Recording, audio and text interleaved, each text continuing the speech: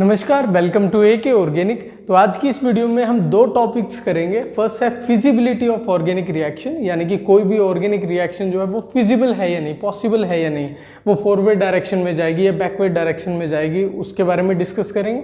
Second हम discuss करेंगे collision theory के बारे में, जो कैसे एक्सप्लेन करता है ऑर्गेनिक रिएक्शंस को, कि एक ऑर्गेनिक रिएक्शन जो है प्रोसीड करती है। तो सबसे पहले शुरू करते हैं फिजिबिलिटी ऑफ ऑर्गेनिक रिएक्शन से। देखो, जो अल्टीमेट क्राइटेरिया है ना ये जानने के लिए कि एक ऑर्गेनिक रिएक्शन फॉरवर्ड डायरेक्शन में जाएगी या बैकवर्ड डायरेक्शन में जाएगी, होगी या नहीं, वो है ये इक्वेशन, जिसमें क्या है basically delta G is equal to delta H minus T delta S.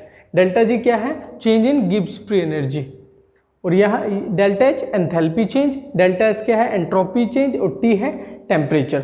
तो देखो, जब भी एक ऑर्गेनिक रिएक्शन फॉरवर्ड डायरेक्शन में होगी, यानी कि उसमें डेल्टा जी नेगेटिव है, उल्टा आप ये बोल सकते हो जब भी डेल्टा जी नेगेटिव होगा तभी जो है एक रिएक्शन जो है वो फॉरवर्ड डायरेक्शन में प्रोसीड करेगी। लेकिन इन केस डेल्टा जी जो है पॉजिटिव हो, उस केस में ऑर्गेनिक रिएक्शन की टेंडेंसी होगी कि वो बैकवर्ड डायरेक्शन में प्रोसीड करे। ठीक है, तो ये दो चीजें आपको याद रखनी है। रिएक्शन फॉरवर्ड डायरेक्शन में जब भी डेल्टा जी नेगेटिव होगा तो ये पर्टिकुलर कंडीशन होगी, डेल्टा जी नेगेटिव होना चाहिए तभी वो फॉरवर्ड डायरेक्शन में जाएगी, और अगर डेल्टा जी पॉजिटिव है तो वो बैकवर्ड डायरेक्शन में जाएगी।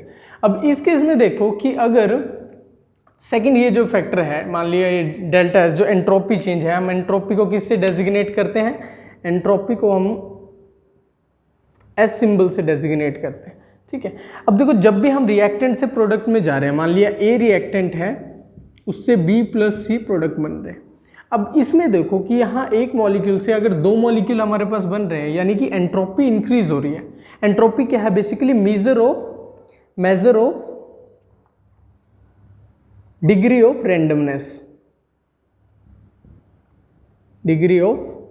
रैंडमनेस। यानी कि अगर मैंने यहाँ एक मॉलिक्यूल से शुरू किया और प्रोडक्ट में मेरे पास दो मॉलिक्यूल आ गए, तो यानी कि रैंडमनेस इंक्रीज हुई है। ठीक है, स्पीशीज इंक्रीज हुई है, तो यानी कि मैं कहूँगा कि एंट्रोपी इंक्रीज हुई है। तो जिस भी केसेस में रिएक्टेंट से प्रोडक्ट में हम अगर जाते हैं, एंट्रोपी जो है इंक्रीज होती है, उस केस में चांसेस हो जाते हैं कि डेल्टा जी जो है वो नेगेटिव होगा। क्यों? क्योंकि ये चेंज इन एंट्रोपी जो है ये पॉजिटिव फैक्टर होगा, और ये पॉजिटिव है तो ये ओवरऑल नेगेटिव फैक्टर होगा, नेगेटिव होगा ये फैक्टर, तो इसको जो है डेल्टा जी के चांसेस ज़्यादा होंगे कि वो नेगेटिव हो। तो जब भी रिएक्टेंट से प्रोडक्ट में हम जाएं, एंट्रोपी इंक्रीज कर रही है, तो मोस्टली केसेस में डेल्टा जी जो है हमारे पास नेगेटिव आए। अब सेकंड फैक्टर ये भी है डेल्टा एच का। वो कैसे? अगर मैं लूँ कि जो है मेरे पास रिएक्टेंट में है ए प्लस बी और उससे सी की फॉर्मेशन हो रही है, यानी कि एंट्रोपी डिक्रीज कर रही है। अब चेंज इन एंट्रोपी जो है वो नेगेटिव होगा, यहाँ पे ओवरऑल फैक्टर क्या होगा? ये पॉजिटिव हो जाएगा। लेकिन रिएक्शन को जब भी हमें रिएक्टेंट से प्रोडक्ट बनाना है, यानी कि फॉरवर्ड डायरेक्शन में मूव करना है, तो डेल्टा जी को तो हमें नेगेटिव रखना पड़ेगा।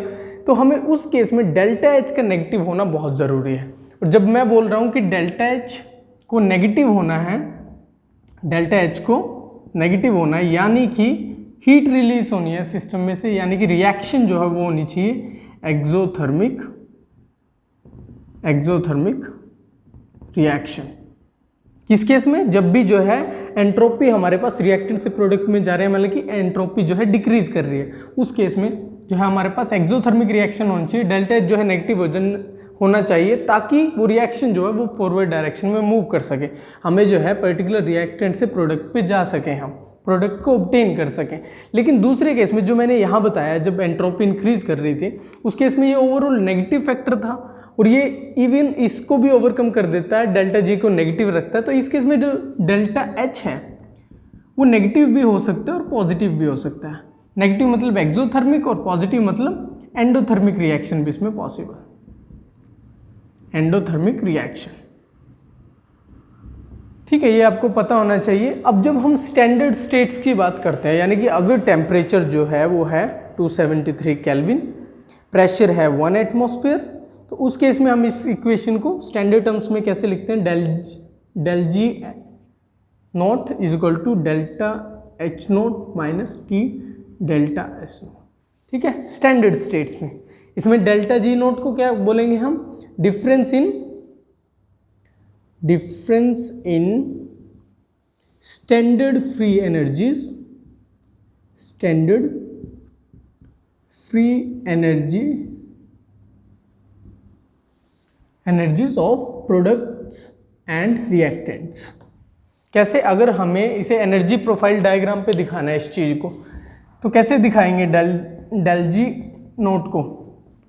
वो दिखाएंगे हम ऐसे, देखो ये पोटेंशियल एनर्जी डायग्राम है, इस डायरेक्शन में हमारे पास एनर्जी होती है या फ्री एनर्जी बोल लो, और इसमें हमारे पास होते हैं रिएक्शन कोऑर्डिनेट, या इसे बोल सकते हो आप रिएक्शन प्रोग्रेस, क्योंकि ये रिएक्शन प्रोग्रेस दिखाएगा कैसे कि रिएक्टेंट जो है प्रोडक्ट में कन्वर्ट हुए हैं। यहाँ पे रिएक्टेंट है, इसकी कुछ एनर्जी है, ये जो है प्रोडक्ट में कन्वर्ट हुआ है।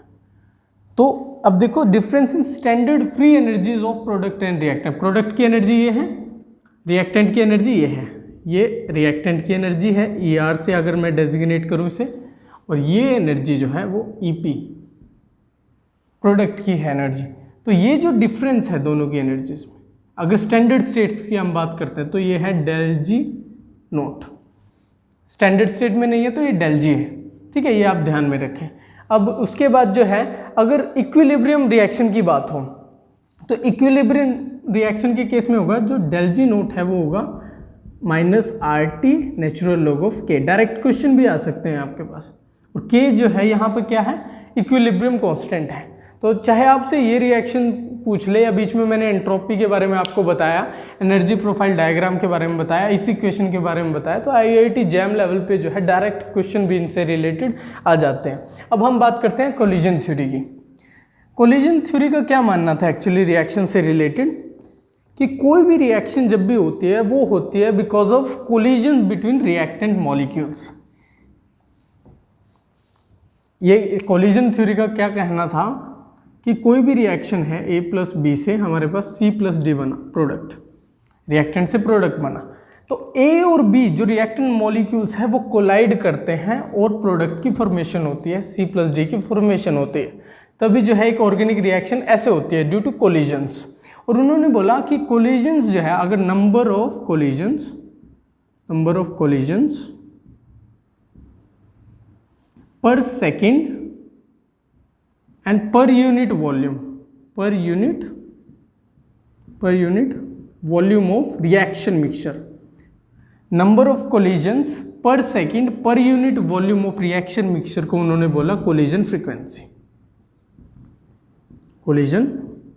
फ्रीक्वेंसी।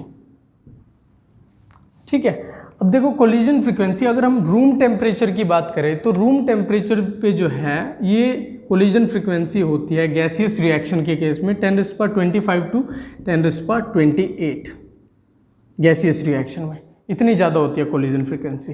तो जब अगर इतनी ज़्यादा कोलिजन फ्रीक्वेंसी है, इतनी ज़्यादा मतलब कोलाइड कर रहे हैं रिएक्टेंट मॉलिक्यूल, तो जो रिएक्शंस हम करते हैं, ऑर्गेनिक रिएक्शंस की हम बात करते हैं, वो तो फ्रैक्शन ऑफ सेकंड में होनी चाहिए, विद इन सम सेकंड्स, चाहे 1 सेकंड में हो, 1 सेकंड से भी कम हिस्से में जो है रिएक्शंस फटाफट हो जाने चाहिए, लेकिन ऐसे नहीं होता। Most of the chemical reactions जो हैं वो स्लो हैं, इवन कई तो जो है उनमें से ज़्यादातर रूम टेम्परेचर पे भी नहीं होती। तो फिर यहाँ पे सेकंड फैक्टर आया, देखो पहला फैक्टर आया था कोलिजन फ्रीक्वेंसी का, सेकंड इन्होंने बोला, मतलब फर्स्ट में कहा कि कोलाइड करने चाहिए, फिर इन्होंने बोला कि ये कोलिजन जो है वो इफेक्टिव होना चाहिए, इफेक्टिव कोलिजन बोला इन्होंने, कि ये जो कोलिजन हो रहा है वो इफेक्टिव होना चाहिए, इफेक्टिव होगा तभी जो है रिएक्टेंट से प्रोडक्ट बनेगा। अगर कोलाइड तो करे लेकिन वो इफेक्टिव नहीं है तो प्रोडक्ट नहीं बनेगा। इफेक्टिव कोलिजन की बात की, इस फैक्टर को इन्होंने बोला एनर्जी फैक्टर। क्यों बोला?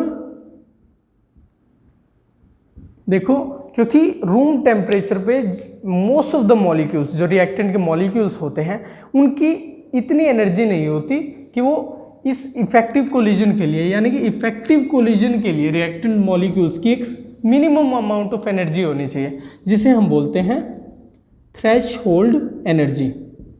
कि अगर किसी रिएक्टेंट के पास थ्रेशहोल्ड एनर्जी, जितनी एनर्जी है किसी रिएक्टेंट की, तभी वो जो है इफेक्टिव कोलिजन करेगा और प्रोडक्ट बनाएगा।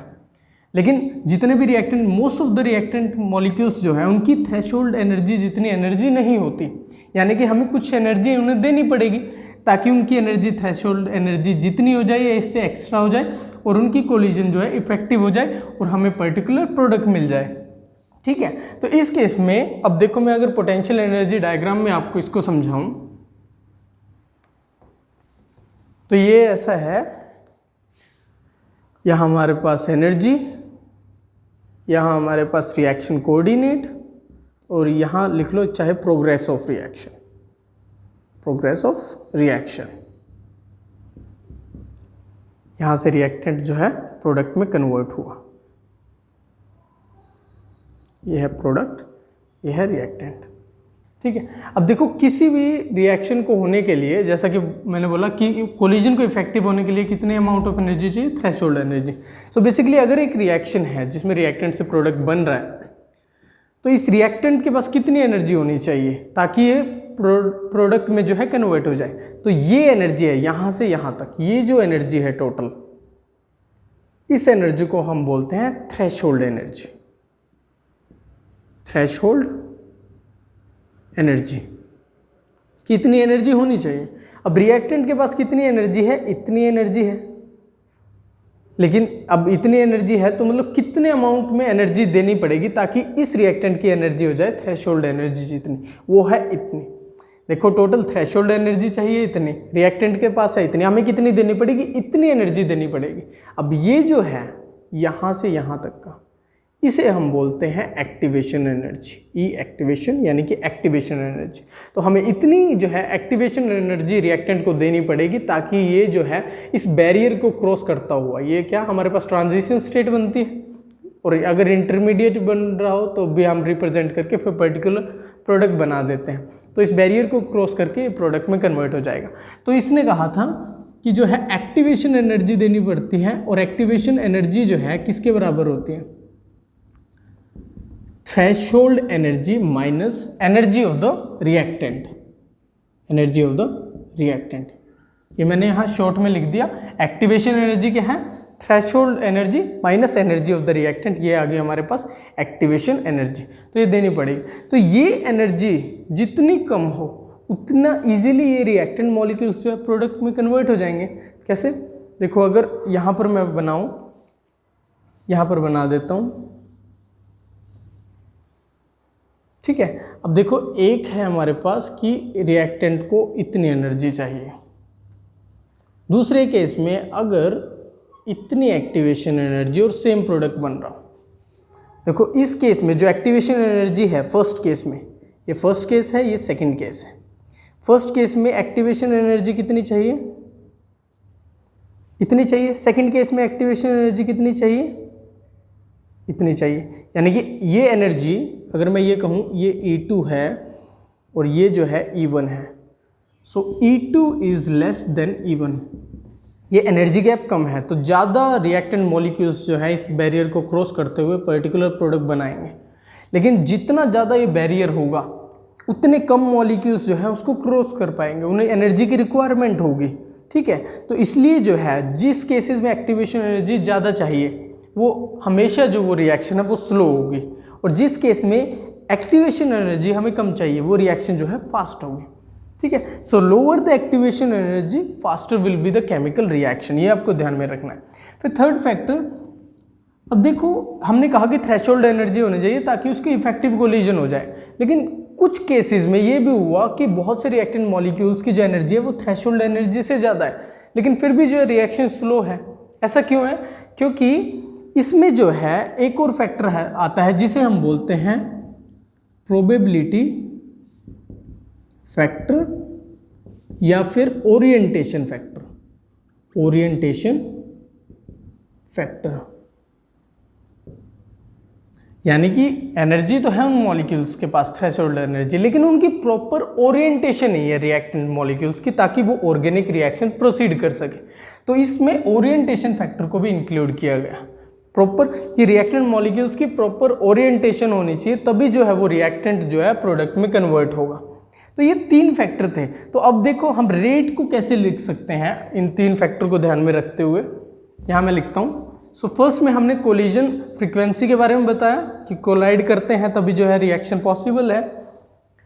तो रेट जब भी हम लिखेंगे इस केस में कोलिजन थ्योरी के एस्पेक्ट में ये होगा, देखो कोलिजन फ्रीक्वेंसी के डायरेक्टली प्रोपोर्शनल है कोलिजन फ्रीक्वेंसी के। एंड दूसरा फैक्टर था हमारे पास एनर्जी फैक्टर, थ्रेशोल्ड एनर्जी जितनी जो है एनर्जी होनी चाहिए। और थर्ड फैक्टर है हमारे पास ओरिएंटेशन फैक्टर। थर्ड फैक्टर क्या है, ओरिएंटेशन फैक्टर, कि प्रॉपर जो है ओरिएंटेशन जो है रिएक्टेंट मॉलिक्यूल्स की होनी चाहिए ताकि वो प्रोडक्ट में कन्वर्ट हो जाए। तो रेट को हम कैसे लिख सकते हैं, कोलिजन फ्रीक्वेंसी को हम डिनोट करते हैं Z से, ओरिएंटेशन फैक्टर को करते हैं P से, और एनर्जी फैक्टर में जो है हम कोलिजन्स की बात करते हैं उन मॉलिक्यूल्स की जिनकी थ्रेशोल्ड एनर्जी हो। So basically E exponential raise to the power EA activation over RT। ठीक है, ये एक्सप्रेशन हमारे पास रेट का आता है on the basis of collision theory. इसमें Z क्या है, हमारे पास कोलिजन फ्रीक्वेंसी है, P क्या है, हमारे पास ओरिएंटेशन फैक्टर है, E एक्टिवेशन मतलब एक्टिवेशन एनर्जी है, और ये क्या है, फ्रैक्शन ऑफ कोलिजन्स है, fraction of collisions having energy greater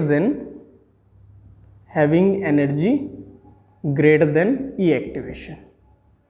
ठीक है, तो ऐसे हम रेट लिख सकते हैं। तो मैंने आपको फिजिबिलिटी के बारे में बताया और कोलिजन थ्योरी के बारे में बताया। आई होप आपको आज का वीडियो इन्फॉर्मेटिव लगा हो। अगर आज का वीडियो आपके लिए हेल्पफुल रहा हो देन लाइक कीजिए, शेयर कीजिए और सब्सक्राइब कीजिए AK ऑर्गेनिक को। तो मिलते हैं केमिस्ट्री की आने वाली नई वीडियोज़ में, तब तक के लिए take care, be healthy, be safe.